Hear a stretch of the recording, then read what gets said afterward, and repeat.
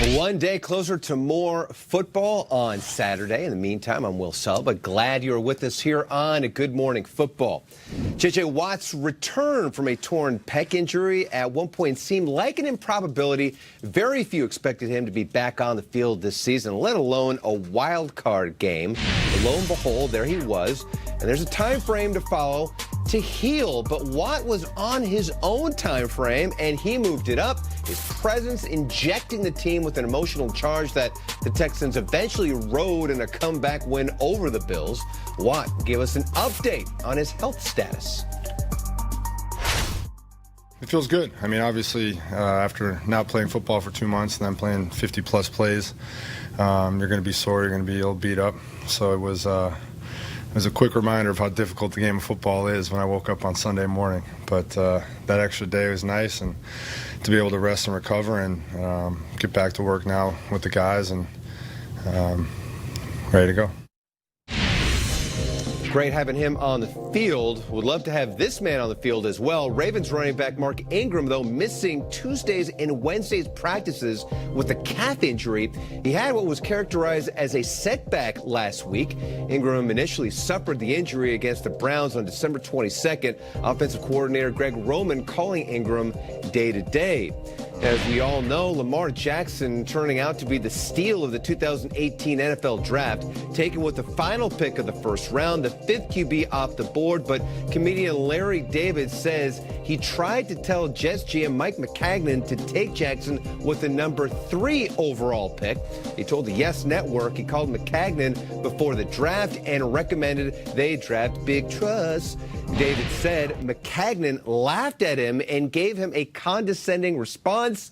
David says, quote, "Who can blame him?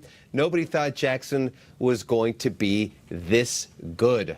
So Larry David in on Lamar Jackson early. I know there are big fans. Get on our show, Larry David. Enthusiasm.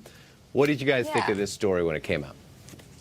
All I thought was, why isn't Larry David on Good Morning Football in the morning? He's got takes on Adam Gase, too. Yeah, open seat at the table. He does. Anytime. He's got hat takes on Gase. He says Adam Gase wears a hat and never trust a man in a hat. I can't lose the hat and you'll be a better coach. That's his take. Interesting. We'll see if it works. Hey, on to 2020. Thank you so much, Will. Time to take it to the bank, presented by Capital One. What's one thing that you guarantee will happen in the divisional round this weekend, Triggs? This is a tough segment. Yeah, 4 great games. We hit on this a little earlier in the show, the rivalry in recent memory of the Seattle Seahawks and the Green Bay Packers. One thing I can take to the bank, no matter what happens for the first 59 minutes of this game, it's coming down to the final minute. 2 of the best clutch quarterbacks, two of the best teams in the league this year, but neither one is one that puts up 50 points a season. I look at this game. This is the famous Hail Mary in the back of the end zone with the replacement refs. Came down to the final play. Did Golden Tate catch it? Did he not? Look at the 2 refs here. Yeah, well, I say incomplete. You say touchdown. We don't know what happened. It's a famous play. Came down to the final play on Monday Night Football. It went in the Seahawks' favor. Of course, Packers fans would say otherwise. And then, Kyle, you hit on the 2014 playoff game. Maybe the craziest playoff game we have seen in recent memory. Russell Wilson throws 5 interceptions in this game, and yet somehow the Seahawks find a way to come back on an onside kick that this man should have just let Jordy Nelson catch. Oh, boy. I feel terrible. He made a bad choice, though. It's going to come down to the final play. Aikman, Buck, Myers, Andrews, I'm here for it. Let's go. All right. I love that Game Day Morning has sit-downs with both of the quarterbacks in that matchup on Sunday. Russell Wilson will sit down with Kurt Warner, Aaron Rodgers with James Jones, all starting at 11 on NFL Network. Can't wait to see those sit-downs, Kay. I'm going with Marshawn Lynch. I'm going to go ahead and do this 3 weeks in a row. Yeah, and you've been doing this a lot. Yeah, I have. When he came back, I said he's going to score 2 touchdowns. He only scored 1. Okay. Then last week, I said he's going to score 2 touchdowns in the game. He only scored 1. So he has been getting in the end zone. He's catching his rhythm. So let's keep this thing going. Marshawn Lynch in this playoff game, he will score 2 touchdowns and take it to the bank. Listen, I want to speak in baseball terms because if Russell Wilson throws strikes and Marshawn Lynch hits line drives, Travis will hit the homers. Travis Homer is in the backfield with them. So as long as Travis Homer can hit those big plays, as soon as they start sniffing that red zone, Marshawn Lynch will run it in. I'm going with Marshawn Lynch, 2 touchdowns. You hear Homer, you think baseball, not Moe's Tavern? It's interesting to me. I think an odyssey. Yes. I got to stand up for my man here. The Niners might lose this weekend. I guarantee it will not be because of Jimmy Garoppolo. There is a storyline about he hasn't been there. We've been waiting for months for Jimmy Garoppolo to melt down and fall on his face. In the meantime, all Jimmy's done is beat Russ, beat Rodgers, beat Drew. He's taking out the one-namers. I don't know if Jimmy's going to drop the ball here. I believe in him. Vikings are no joke. Jimmy Garoppolo, 100-plus rating, no turnovers, a clean game for a clean look. I will go with a wide receiver. I'm going to go back to the matchup you're talking about. We talked a lot about wide receivers, their role in these playoffs, from DeAndre Hopkins, Tyreek Hill, Stephon Diggs, and Thielen, guys like DK Metcalf doing his thing as a rookie, Will Fuller.